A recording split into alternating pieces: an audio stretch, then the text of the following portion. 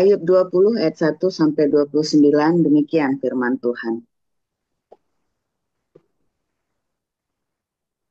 Maka Zofar, orang Naama menjawab, oleh sebab itulah pikiran-pikiranku mendorong aku menjawab, karena hatiku tidak sabar lagi. Kudengar teguran yang menghina aku, tetapi yang menjawab aku ialah akal budi yang tidak berpengertian. Belumkah engkau mengetahui semuanya itu sejak dahulu kala, sejak manusia ditempatkan di bumi, bahwa sorak-sorai orang fasik hanya sebentar saja, dan sukacita orang durhaka hanya sekejap mata? Walaupun keangkuhannya sampai ke langit, dan kepalanya mengenai awan, namun seperti taiknya, ia akan binasa untuk selama-lamanya. Siapa yang pernah melihatnya bertanya, di mana dia? Bagaikan impian ia melayang hilang tak berbekas. Lenyap, bagaikan penglihatan waktu malam. Ia tidak lagi tampak pada mata yang melihatnya, dan tempat kediamannya tidak melihatnya lagi. Anak-anaknya harus mencari belas kasihan orang miskin, dan tangannya sendiri harus mengembalikan kekayaannya.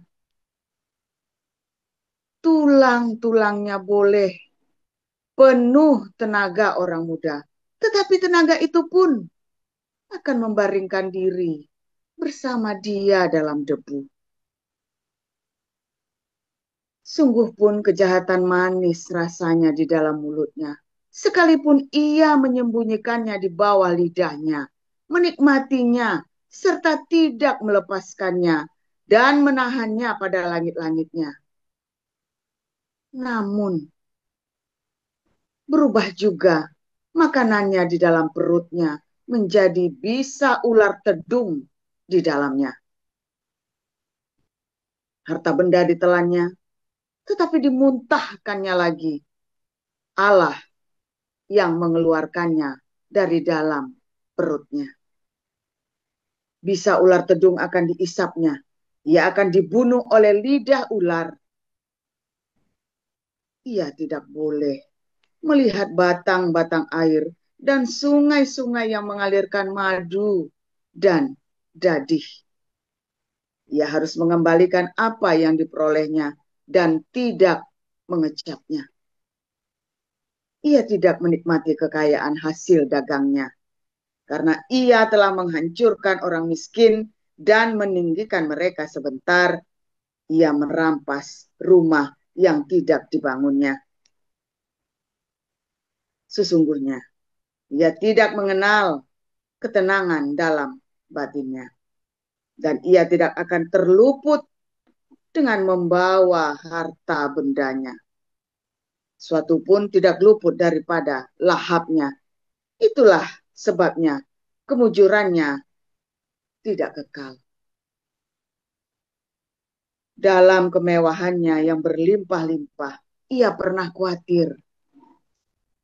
Ia ditimpa kesusahan dengan sangat dahsyatnya. Untuk mengisi perutnya, Allah melepaskan ke atasnya murkanya yang menyala-nyala dan menghujankan atas kepadanya sebagai makanannya. Ia dapat meluputkan diri terhadap senjata besi, namun panah tembaga menembus dia. Anak panah itu tercabut dan keluar dari punggungnya. Mata panah yang berkilat itu keluar dari empedunya. Ia menjadi ngeri. Kegelapan semata-mata tersedia bagi dia. Api yang tidak ditiup memakan dia dan menghabiskan apa yang tersisa dalam kemahnya. Langit menyingkapkan kesalahannya dan bumi bangkit melawan dia. hasil usahanya yang ada di rumahnya diangkat. Semuanya habis pada hari murkanya. Itulah ganjaran Allah bagi orang fasik milik pusaka yang dijanjikan Allah kepadanya. Demikian.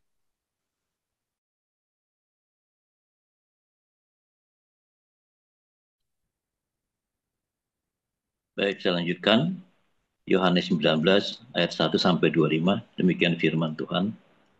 Lalu Pilatus mengambil Yesus dan menyuruh orang menyesat dia. Prajurit-prajurit menganyam sebuah mahkota duri dan menaruhnya di atas kepalanya. Mereka memakaikan dia jubah ungu.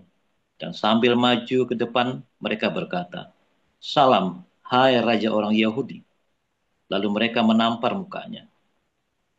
Pilatus keluar lagi dan berkata kepada mereka, "Lihatlah, aku membawa dia keluar kepada kamu, supaya kamu tahu bahwa aku tidak mendapati kesalahan apapun padanya." Lalu Yesus keluar, bermahkotakan duri dan berjubah ungu. Maka Pilatus kepada mereka, "Lihatlah manusia itu." Ketika imam-imam kepala dan penjaga-penjaga itu melihat dia, berteriaklah mereka, "Salibkan dia, salibkan dia." Kata Pilatus kepada mereka, "Ambil dia dan salibkan dia, sebab aku tidak mendapati kesalahan apapun padanya." Jawab orang-orang Yahudi itu kepadanya, "Kami mempunyai hukum dan menurut hukum itu ia harus mati, sebab dia menganggap dirinya sebagai anak Allah."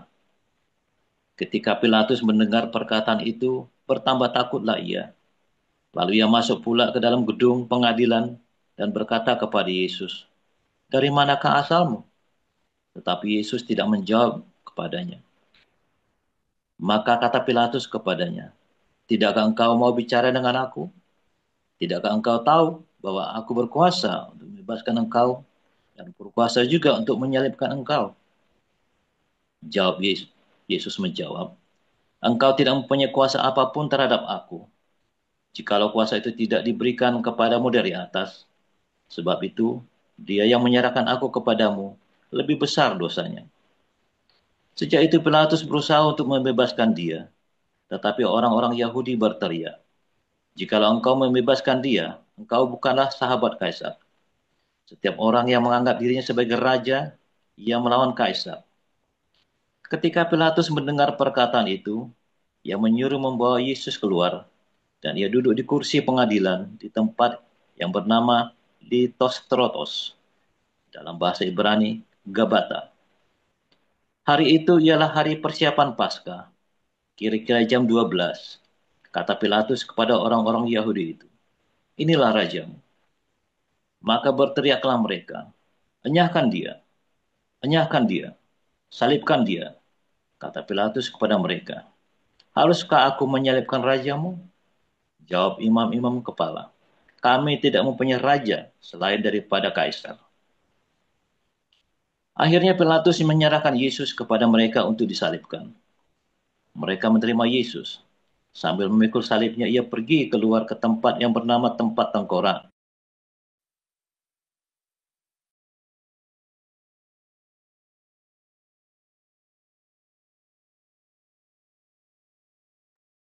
Pak Apul, maaf. Iya, silakan lanjut tadi ke mute. Baik, Silakan Pak Apul. Eh, Pak Apul, maaf, maaf. Ini ada koreksi untuk ayatnya. Sebentar ya Pak Apul. ya, Pak Apul, mohon nanti membacakan di Yohanes 9 ayat 1 sampai 25.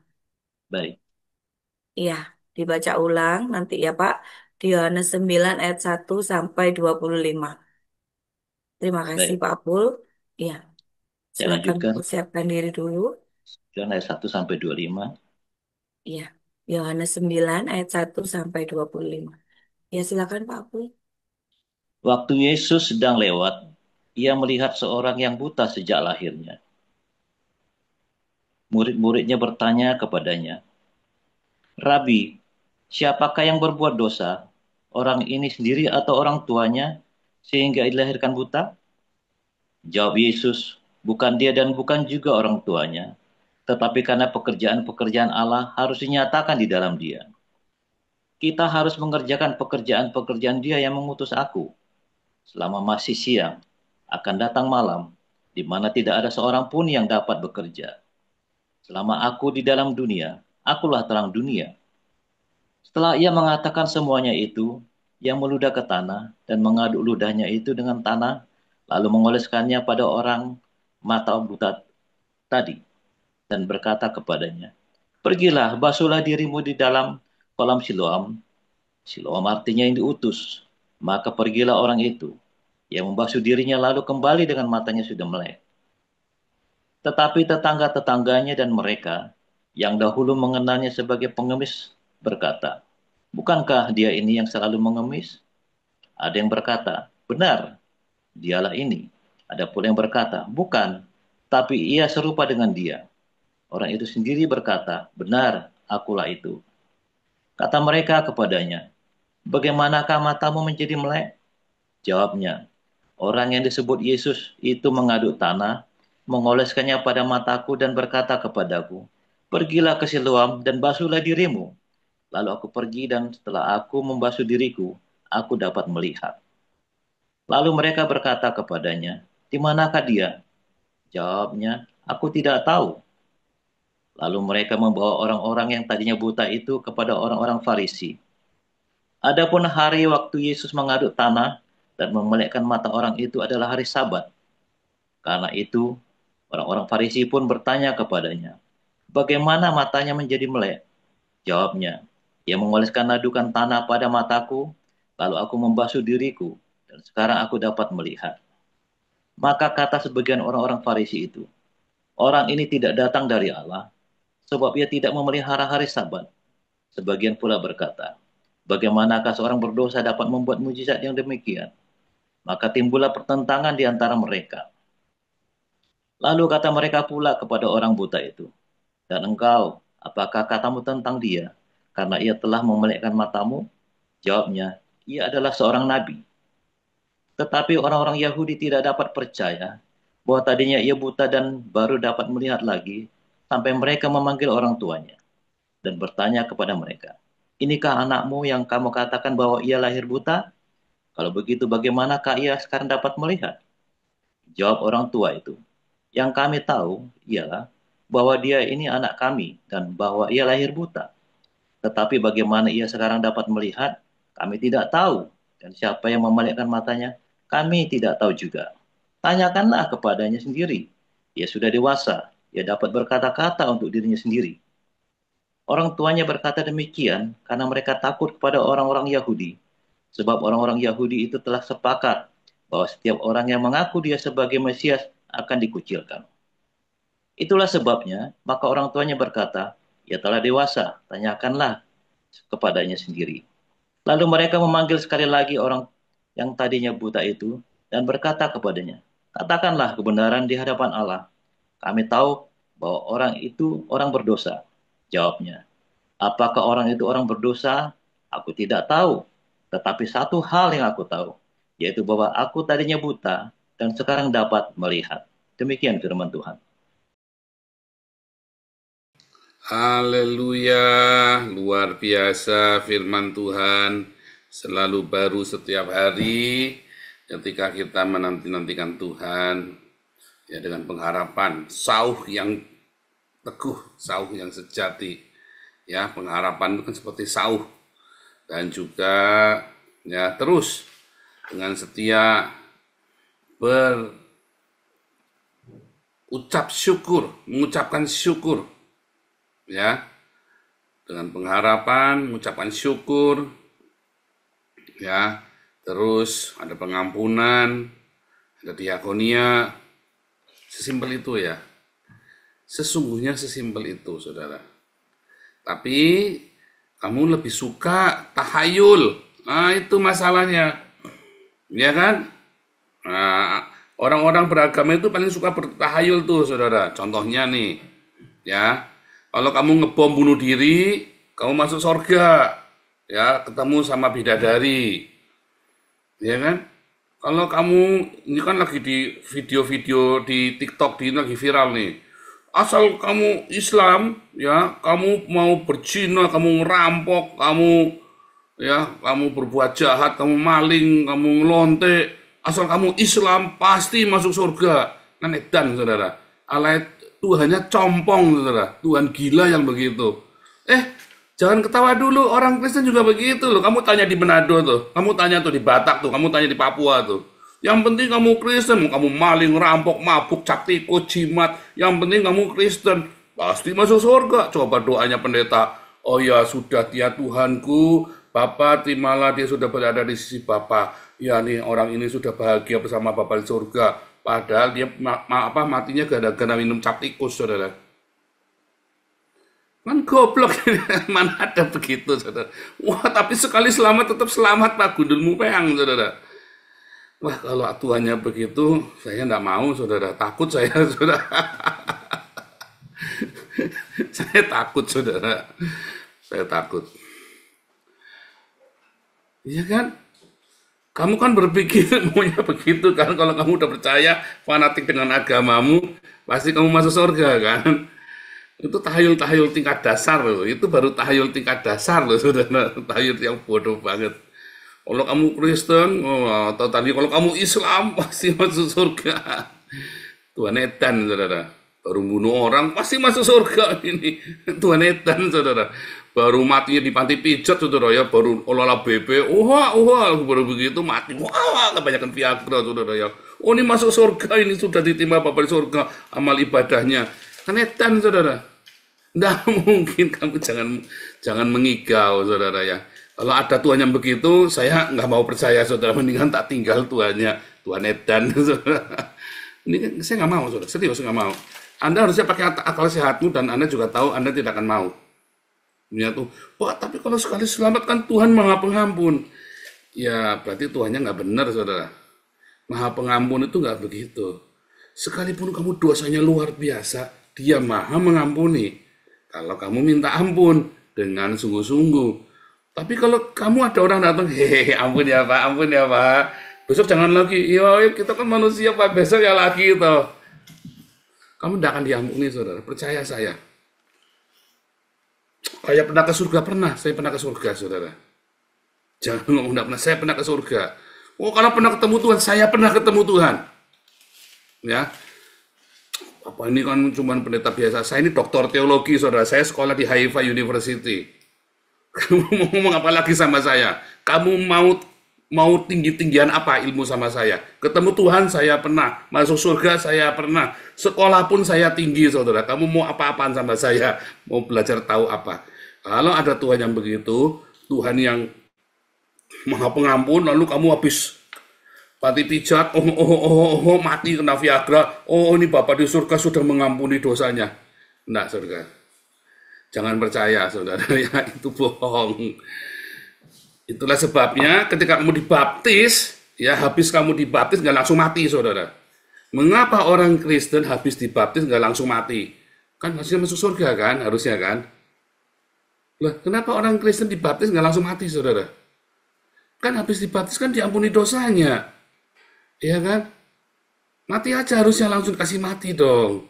Makanya Pak, saya dibaptisnya pada saat sekarat. Apalagi saudara, kamu dibaptis lagi sekarat, ada orang datang sama saya. Pak, ini orangnya lagi sekarat Pak. Dibaptis bisa nggak Pak?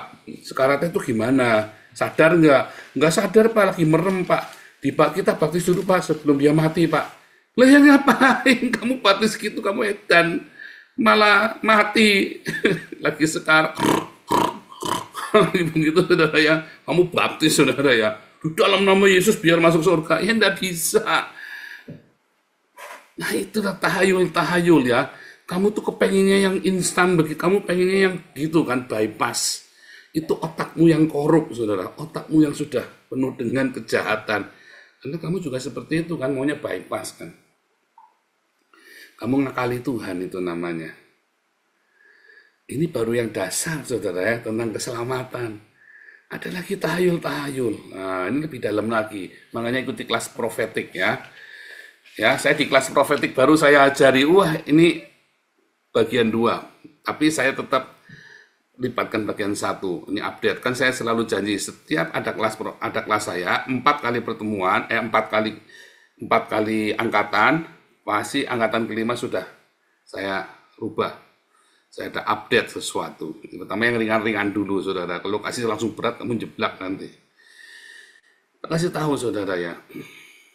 Tadi, Pak itu udah orang buta, Pak. Dosanya siapa? Ya kan? Oh ini kutuk turunan. Oh ini pasti ada kutuk turunan. Ya yo, siapa yang suka gitu, masih suka bilang kutuk turunan. Loh, sebentar. Kamu kan sudah di dalam Yesus. Kenapa masih ada kutuk turunan? Nah iya loh. Katanya Yesus melepaskan segala kutuk. Udah dibaptis 5 Roh Kudus, kamu masih terkutuk. Berarti di dalam tubuhmu ada berkat dan ada kutuk bareng-bareng tuh tinggal bersama tuh, saudara. Ya. Di dalam tubuhmu berarti ada berkat dan kutuk bersama-sama edan tuh kamu. Kamu tambah edan lagi tuh. Berarti setan sama Tuhan tinggal bareng-bareng. Roh setan sama roh Tuhan. Ada orang kesurupan. Wah, padahal dia kemarin baru baptisan Roh Kudus. Berapa bulan kemudian dia katanya doa pelepasan sampai katanya manifestasi. Roh ular. Wah, ngeliat saudara ya. Ngelepar begitu. Sebentar. Yang kemarin itu roh apa itu? Roh Kudus ya. Roh Kudus, baptisan Roh Kudus sudah. Loh, yang tadi itu apa tadi? Ngelepar. Berarti selama ini Roh Kudus sama roh setan berbarengan di dalam tubuhmu. Mungkin nggak, saudara? Itu tahayul lagi yang lain. Ikuti kelas profetik ya, nanti lebih detailnya. Ada lagi tahayul yang lain. Ya, ini kenapa miskin terus? Oh, ini ada kutuk turunan ya, saudara ya. Oh, saya tahu ada orang mengikat perjanjian dengan Gunung Kawi loh, saudara.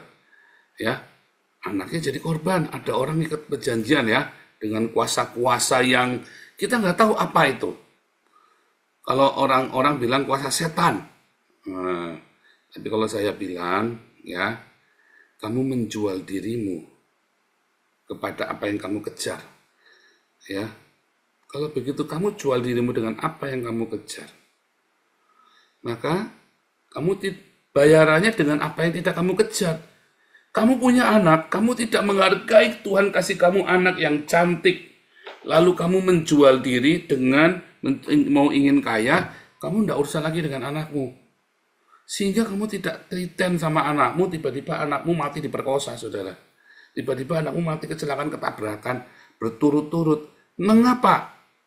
Secara tidak sadar, itu karena kamu menjual diri, ya, bukan ada setannya bener-bener, wah begitu, saudara. Karena kamu sibuk cari uang, kamu tidak perhatikan untuk mendidik anakmu, untuk mengingatkan anakmu. Saya tiap pagi saya doakan anak saya karena anak saya lebih penting daripada harta apapun.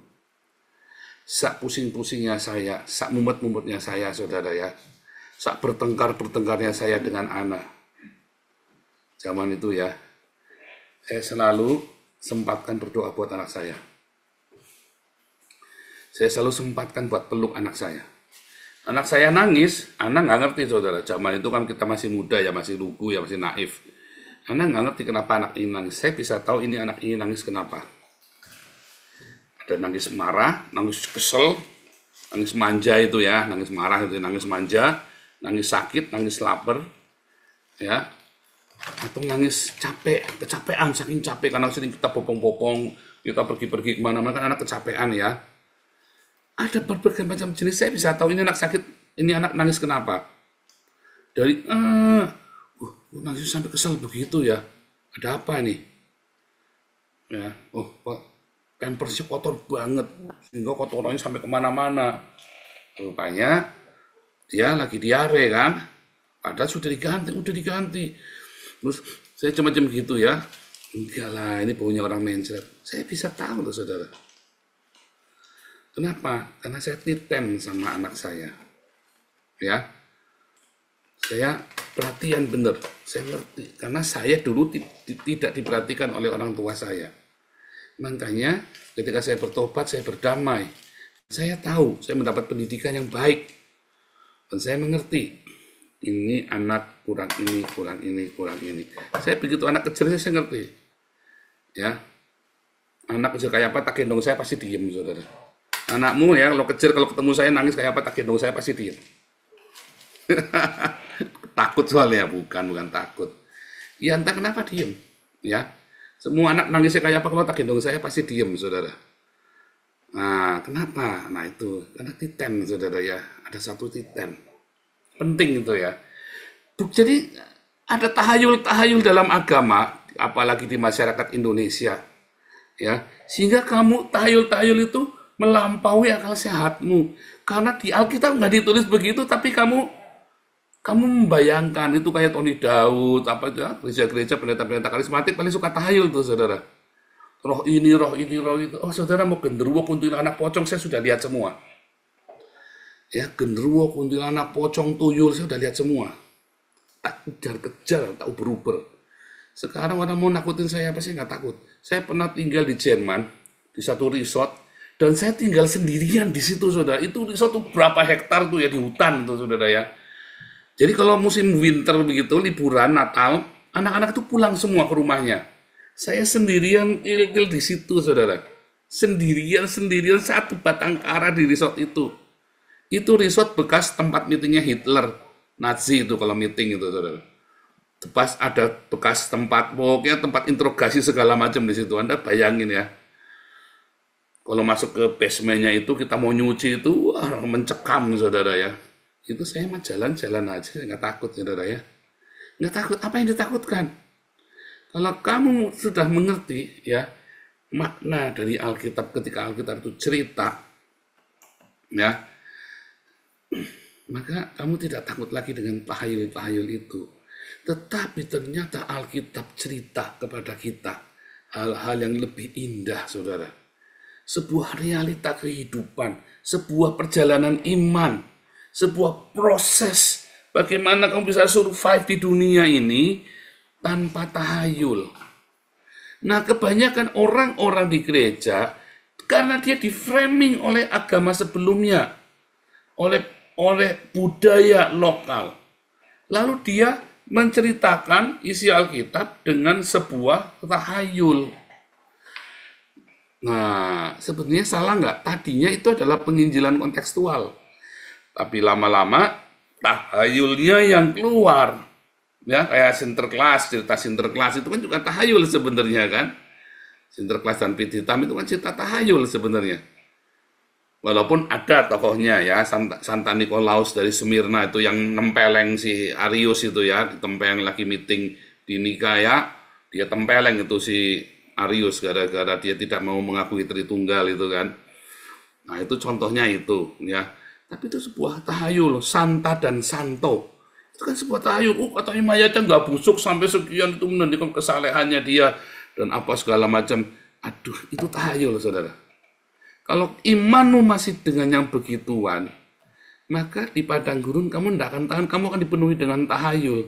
Kamu akan hidup di dalam semua tipuan-tipuan itu. Banyak pendeta-pendeta cerita iman kita, oh ini karena ada dosa turunan, oh ini karena ada gini kamu habis begini, oh karena kamu begitu. Jangan, saudara. Pak, kalau nggak ditakut-takutin, ya dulu pernah ada di TikTok ya, oh, kalau nggak ditakut-takutin kan anak-anak nggak bisa, kita didik anaknya gimana? Saya tidak pernah didik anak saya dengan tahayul, saudara. Contoh, saya bilang sama si Wisely, jangan seks sebelum menikah. Kalau kamu ingin selalu beruntung, kalau kamu ingin bahagia, jangan seks sebelum menikah. Oh, tahayul bukan tuh, saudara. Oh, jangan ada keputusan begini nanti berkat. Enggak, saya kasih yang logis. Energi kamu akan terkumpul. Ya, ketika kamu masih muda dan kamu tidak melampiaskannya kepada sembarang perempuan. Kedua, kamu tidak akan merasa tertuduh. Ini perempuan, ya saya nikahi karena udah saya tidurin, atau memang saya cinta dia. Kamu tunggu sampai menikah. Kamu cinta apa nafsu? Pengen ngewek? Apa kamu benar-benar cinta? Kamu selamanya kamu akan tertuduh, kamu nggak akan tahu bedanya. Kalau kamu cinta dia, kamu tunggu sampai benar. Ketiga, kalau kamu sama perempuan ini hubungan laki-laki perempuan sudah beres, Sisanya berkat itu kamu kerja itu tenang. Sampai rumah juga, oh iya kan aku cinta, kan aku tungguin. Ya kan? Kamu kerja fokus. Urusan-urusan masalah cekcok-cekcok yang tidak perlu. Kalau kamu seks sebelum menikah, kamu tuh banyak cekcok yang tidak perlu nanti. Apalagi kamu udah pacaran 7 tahun nge-seks, begitu menikah biasanya ya bubar. Udah banyak saudara. Habis pacaran 7 tahun, menikah ya malah bubar ya. Nah itu contohnya ya. Dia bilang jangan seks sebelum menikah. Cari pasangan yang sama-sama sudah lahir baru. Kalau belum lahir baru, kamu akan buang waktu hanya untuk bertengkar. Kan logis kan? Dia tidak tahu apa namanya proses kehidupan. Dia taunya harus survive. Aku mau happy. Apalagi di Belanda, perempuan-perempuan Belanda, aku mau happy. Kalau kamu tidak bisa kasih aku happy, aku cari tempat lain. Ya kan? Orang Manado kan juga sama kan? Perempuan-perempuan Manado kan banyak yang begitu kan? Sama, tipikal kultur ya. Nggak salah saudara. Tapi kalau dia sudah lahir baru, aku mau bahagia. Maka dia akan cari bahagia dengan cara Tuhan. Tapi kalau dia belum lahir baru, aku mau bahagia, aku mau happy. Dia akan cari bahagianya dengan dugem, duit, jadi simpenannya orang. Atau dia jadi pacarnya orang. Aduh pokoknya sampai bisa aku porotin dah. Nah itu saudara. Kalau imanmu berdiri di atas iman yang benar, bukan tahayul, kamu akan tumbuh sehat. Ketika kamu jalan, ketika kamu jatuh, kamu tahu itu salahku. Bukan salahnya mereka, bukan oh jangan-jangan karena aku udah kutuk turunan ya. Ya, kenapa kalau ada orang nggak bangun-bangun, terus saya bilang kamu puasa? Ya, kalau kadang-kadang jelasinnya susah karena kamu udah kutuk turunan, tak gituin saudara, jengkel saya. Tapi sebenarnya logikanya apa? Ya bukan kutuk turunan, karena kamu nggak fokus. Kamu harus puasa supaya kamu dengar, ya, supaya kamu dengar akal sehatmu. Selama ini kamu bekerja dengan hawa nafsumu, dengan kepahitanmu, dengan dendamu, kacau pikiranmu, kamu nggak bisa kerja yang benar, kamu nggak bisa ngurus yang benar, apa-apa kamu sial terus. Tapi kalau kamu tenang, hawamu baik, kamu sering puasa, kamu baik, puasa minta Tuhan, tolong Tuhan, serahkan kepada sang cinta itu, saudara. Pengharapan itu, dialah tiang awan, tiang api di padang gurun itu. Maka kamu akan waras, ya, kamu akan waras. Kalau enggak, kamu akan dalam tahayul-tahayul. Kamu lihat orang fasik itu lebih beruntung hidupnya dari kamu karena kamu imannya pakai tahayul. Sedangkan orang-orang fasik itu hidup dengan kenyataan, iya kan? Nah, jadi coba. Jadi kalau ada nanti Paul itu diazab sama Allah. Allahnya sudah saya kentutin, saudara. Kemarin saya debat ya, 3 menit ya, urus. Kemarin saya debat ada satu penganut Israel itu orang Efraim kulit hitam, negro Ethiopia. Oh ini buktinya ada di Ethiopia. Tidak loh, kamu sudah pernah lihat buku Henok itu? Oh ini buku Henok dalam bahasa Ethiopia. Nggak ada, buku Henok itu adanya di dalam bahasa Yunani yang asli. Saya bilang, ini ada kamu sudah lihat? Oh enggak ada orang boleh lihat. Karena kalau orang lihat orang-orang kulit putih pasti akan dihancurkan. Sebentar. Kamu tadi bilang buku Henok itu berasal dari Tuhan. Lalu kamu katanya tidak boleh ada orang kulit putih, takut dihancurkan sama orang kulit putih. Berarti Tuhannya goblok. Bilang gitu saudara ya. Berarti Tuhanmu goblok, itu Tuhan goblok itu, saya bilangin begitu. Loh kenapa kamu ngomong begitu?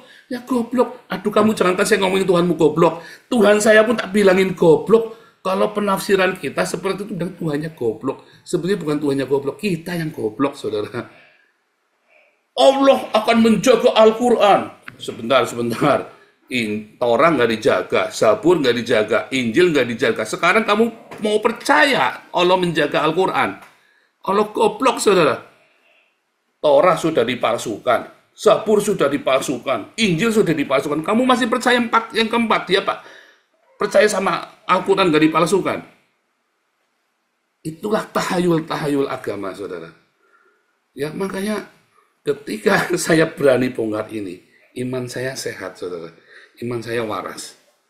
Ketika saya bilang, saya dengar suara Tuhan, saya benar-benar mendengar suara itu. Bukan delusi, ya.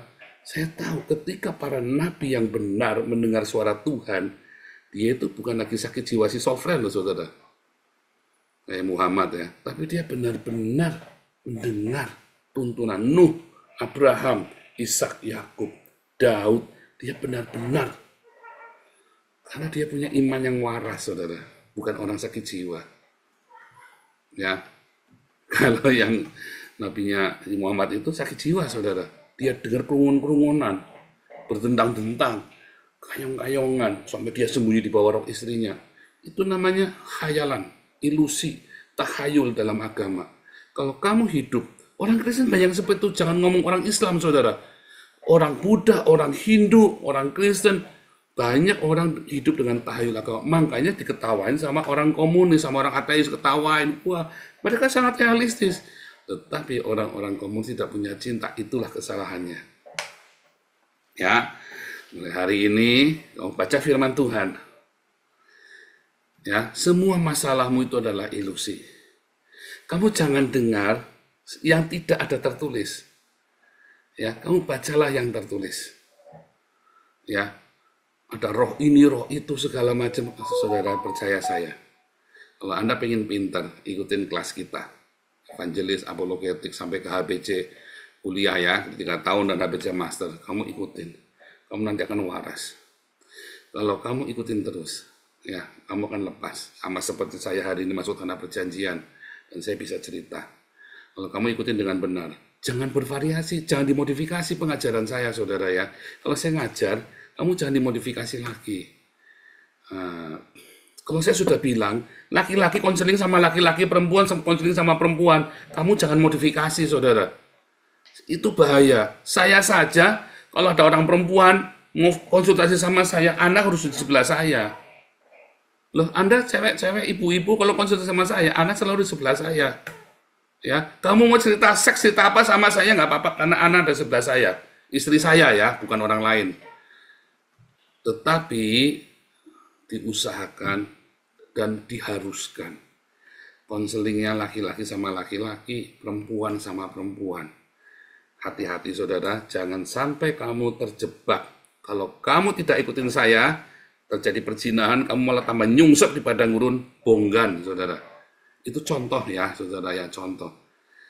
Ya, jangan dimodifikasi pengajaran saya saudara. Saya sudah bilang berkali-kali. Ya, ikutin dulu sampai tuntas. Ya, kalau belum tuntas, jangan merasa lebih pintar dari saya. Ada orang ya datang ke sini menilai, oh ini Paul ini kayak Gilbert. Apanya yang kayak Gilbert, saudara? Apanya gaya hidup saya yang kayak Gilbert? Yang mana gaya hidup saya seperti Gilbert? Ini orang ya, sinting juga ya. Bilang saya kayak Gilbert. Apanya yang kayak Gilbert? Hidup saya, seluruh gaji saya buat kasih makan orang miskin di Den Haag, saudara. Semua uang yang Anda kirim ke saya itu, bahkan uang yang saya dapat ngeles-ngelesin itu, bahkan donasi-donasi ke pribadi, itu saya habiskan semua buat ngasih makan orang di Den Haag, saudara. Om punya mobil baru, Pak. Itu bukan mobil yang dengan harga mahal. Mobil itu murah sekali saya beli, saudara. Saya pakai mobil baru tahun 2020 ya. Karena yang lama rusak dan saya beli lagi baru, biayanya kebesaran, nggak kuat lama-lama. Terus saya dapat ilham, dapat hikmat, Tuhan buka jalan. Sering murah sekali saudara ya. Loh, dari dulu begini nggak bisa. Karena baru bisa kemarin. Dari dulu nggak akan bisa. Itu caranya Tuhan memang. Dari dulu nggak bisa. Cara itu ya. Sehingga saya bisa dapat seperti rental leasing ya. Leasing tapi rental. Pinjam tapi nanti pinjam milik saya nanti akhirnya. Murah sekali. Pajaknya murah. Biayanya murah. Oh hidupnya bergelimang harta. Enggak saudara. Saya nggak punya uang. Hari ini kamu cek rekening saya 0 saudara. Ya, minus malah. Kapan-kapan nanti tunjukkan ya, reject. Ya, tagihan-tagihan itu reject semua saudara, serius. Masih tega ya ngomongin saya katanya hidupnya kayak Gilbert. Ngajar ini orang ya. Berkatilah orang ini ya, saudara ya. Moga-moga dia bertobat. Nah itu saudara ya, jangan dimodifikasi. Kalau kamu tidak ngerti, kamu nanya. Jangan kamu menghakimi. Kalau kamu tidak ngerti, kamu nanya sama saya. Jangan berasumsi, jangan kayong-kayongan. Nah, Makanya kamu ikutin, saudara. Jangan kamu hidup di dalam tahayul.